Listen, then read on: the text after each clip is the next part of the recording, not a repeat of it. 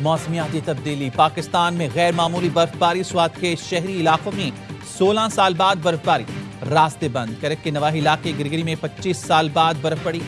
نوچکی کے ریگستانی علاقے میں 20 سال بعد برفباری خیبر پختونخوا کے مختلف علاقوں میں سیاح پھنس گئے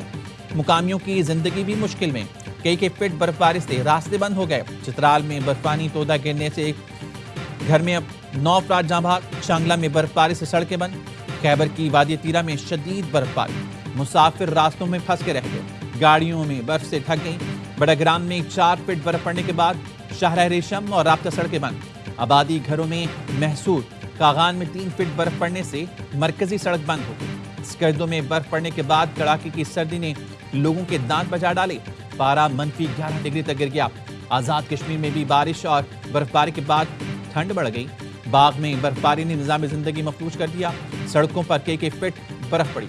لوگوں کو شدید مشکلات کا سامنا اٹک میں 40 سال بعد ژالہ باری بھکر میں 42 سال بعد اولے پڑے مری میں 27 گھنٹے برفباری 3 سے 4 فٹ برف پڑ چکی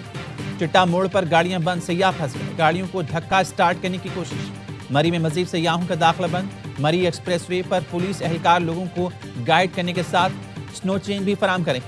ڈی پی او مری کا کہنا ہے ہنگامی صورتحال سے نمٹنے کے لیے اقدامات کر رکھے ہیں گلیات میں برفباری کے باعث نتھیا گلی ایوبیا مری روڈ بند نتھیا گلی میں بھی برف کا طوفان سڑکیں اور گاڑیاں برف سے ڈھک گئیں سیاح ہوٹلوں تک محدود ہوٹل کے کمرے میں گیس بھرنے سے بے ہوش 43 مزدوروں کو نکال لیا گیا پاک فوج کا سوات میں شدید برفباری کے دوران ریسکیو اینڈ ریلیف آپریشن پاک فوج نے فوری طور پر سڑکوں سے برف صاف کر کے ٹریفک بحال کی شدید برفباری کے باعث سوات میں متعدد سیاح اور مقامی افراد محصور ہو کر رہ گئے بلوچستان میں بھی پاک فوج کا ریسکیو آپریشن جاری یوب میں پھنسی گاڑیوں کو نکالنے کا عمل تیز علاؤدین پاس چھوٹی گاڑیوں کے لیے کھول دیا گیا پاک فوج کے جوان سخت موسمی حالات کے باوجود بھرپور مدد فراہم کر رہے ہیں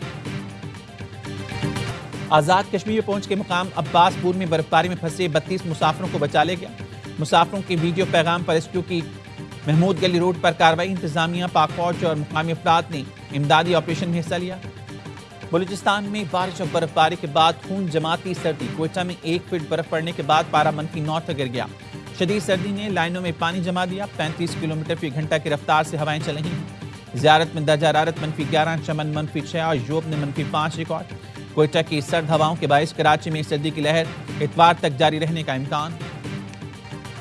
ایسا پہلی بار نہیں ہوا گل پلازہ جیسے واقعات ہوتے ہیں سہنے پر سیاست کرنا جرم ہے نہ جانے کہاں سے سہنے گل پلازہ کو 18ویں ترمیم سے جوڑ دیا آئین میں کہاں لکھا ہے کہ وفاق صوبے کے حصے کو کنٹرول کر سکتا ہے وزیر اعلیٰ سندھ مراد علی شاہ کا سندھ اسمبلی میں خطاب کہا 18ویں ترمیم کے